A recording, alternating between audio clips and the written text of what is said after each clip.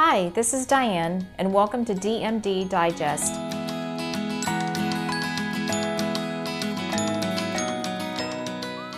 As you know, if you've watched any of my videos in the past, I talk about digestive issues, intestinal complications, things that can improve, worsen symptoms, other conditions that are related to these, and just how it affects our overall health. And today I wanted to point out some things, 6 or more, that can influence the bacteria and create more conflict in our GI tract. And as you know, a lot of my information comes from my own personal research as well as the research of others. Today, some of the things I'm going to be talking about have also been very well researched by a Dr. Amy Myers, who does a lot of functional medicine work herself and has posted some things also. And some of those factors that we've talked about that will definitely influence our GI tract are the foods that we eat, in particular high sugary foods, whether they're carbohydrates like rice, pastas, breads, or they're more like bean related, legumes. Other things would be GMO, the influences of those, additives, preservatives, alcohol level, other medications, whether they're over the counter or prescription, our stress level, thyroid gland, just diabetes, all kinds of things that influence not only the foods that we choose to eat, but also kind of what happens to those foods that we eat once we swallow and they're processed. So because of all that, I kind of wanted to try to hone down some specifics about certain bacterias and just to be a little bit more aware. And one thing that I wanted to talk about is sugar. Now, sugar is not a bacteria itself, obviously, but it can create bacterial overgrowth in your gut, which creates the problems that I tend to address. The gassiness, the indigestion, the constipation, diarrhea, abdominal cramping, the heartburn type symptoms, all the things that we talk about in these series. And I found it really, really interesting and actually kind of scary that on some of the research that I was looking through, according to the American Heart Association, the average typical American consumes about 150 pounds of sugar a year. So I kind of converted that to, well, how many calories would that be a year just from sugars?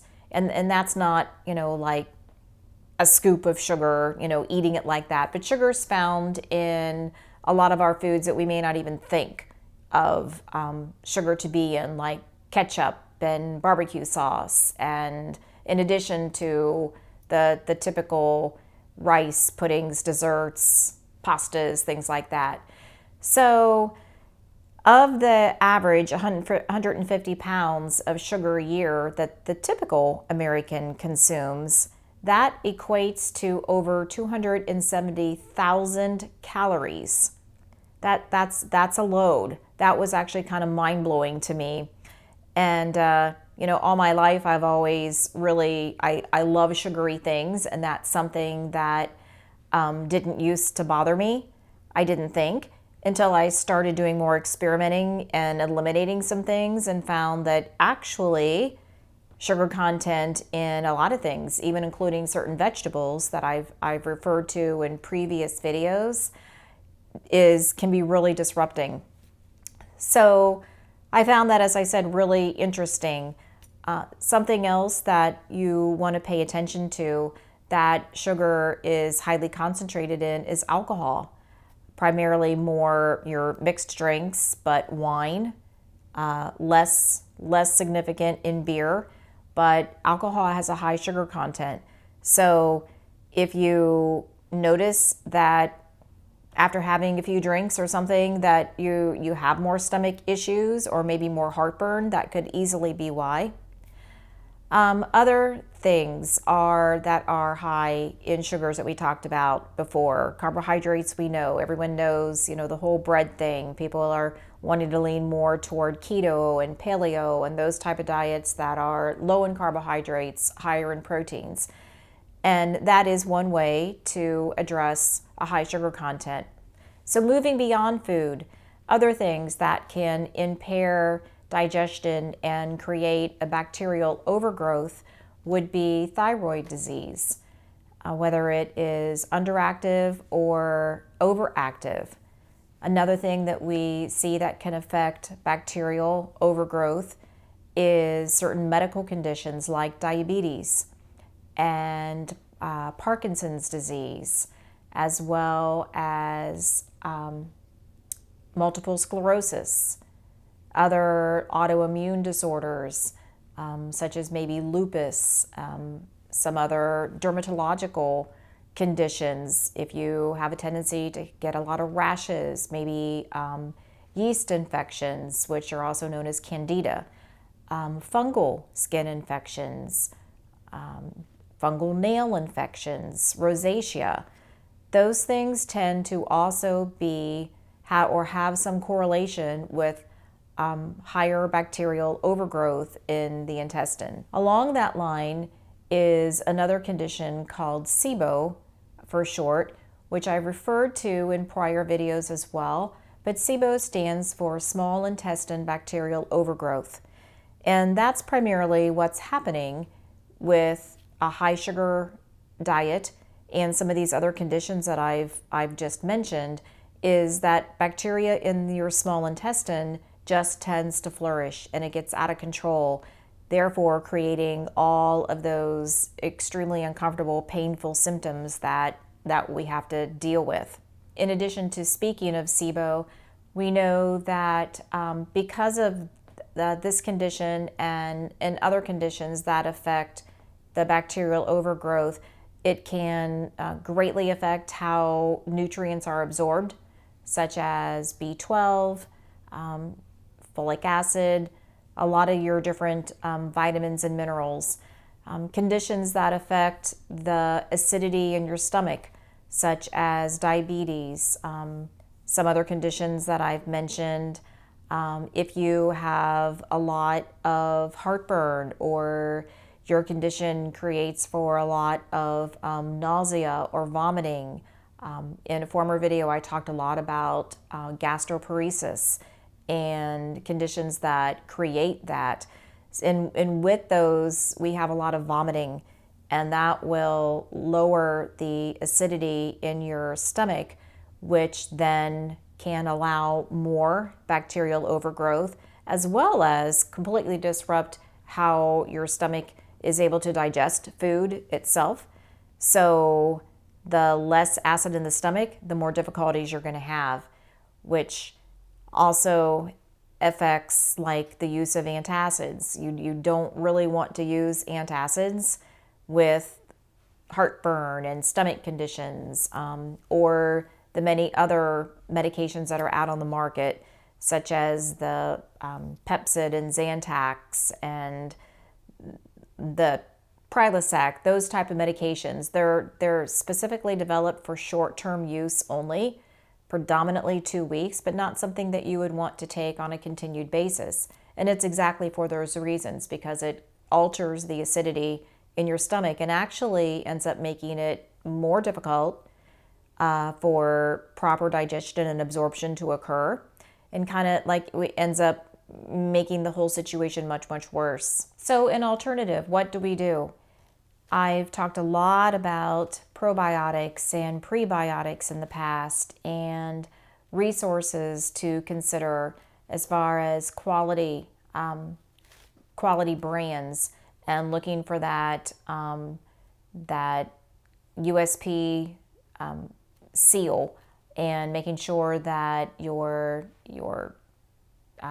supplements or vitamins or minerals come from a reputable source, making sure that they've been safely tested. So I'm not going to reiterate that information again for you. If you are looking at a probiotic to treat specifically the small intestine bacterial overgrowth is you want to make sure that it does not have lactobacillus in it or bifidobacterium, and those are found in the majority of probiotics, and those actually do not really help much, is what I've learned.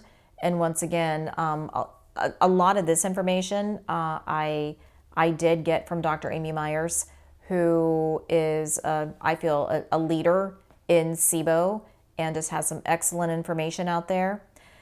What she actually suggests is using a different type of probiotic, if you will.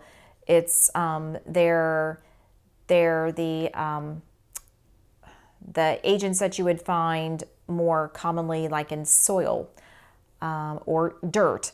I'm not telling you to go out and play in the dirt. However, there is some incredible information about that, and that we've kind of grown up or we're raising our kids and in this environment where everyone is germ-free and hand sanitizer, this and that, and has to be 99% effective to kill all the germs. And we've kind of become over the top with killing all the germs, in so much so that we're kind of killing off our own natural flora on our skin, which isn't a good thing.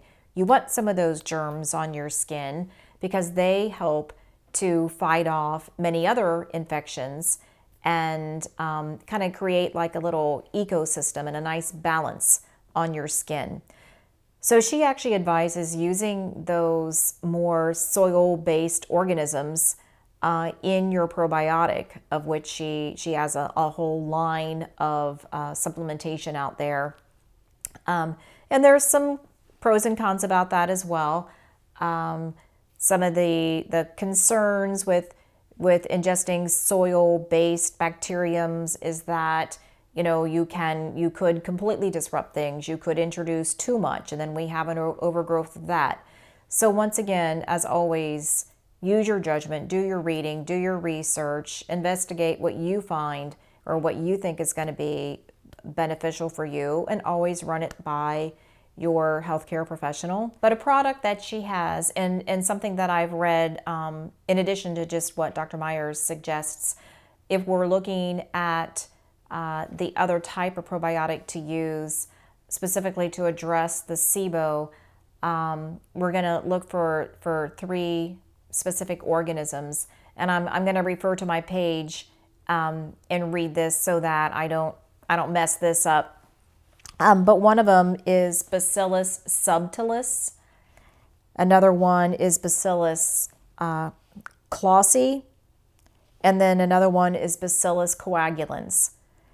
And so you're looking for the Bacillus strain instead of like the lactobacillus that you see in many of the other probiotics, or the bifidobacterium.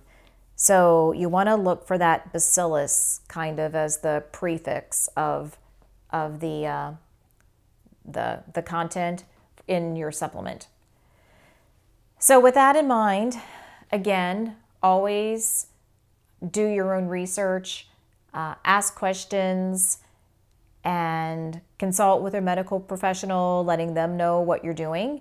Along that line, though, I do have to admit that a lot of primary care providers are not as well educated about all of this kind of stuff.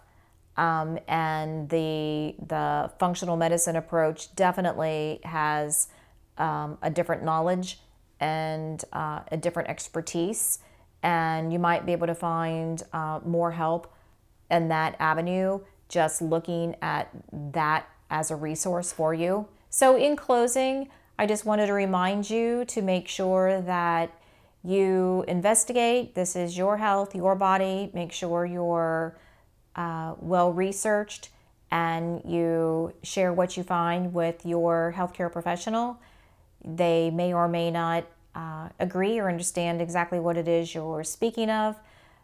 I do find that nutritionists or Sometimes advanced practice nurses, physician assistants, or even chiropractors have a better understanding of a more holistic approach to things, and certainly including the functional medicine component in that. But again, thank you so much for watching and listening. I hope that something that I said was informative and you can take it home with you and start practicing. Thank you so much.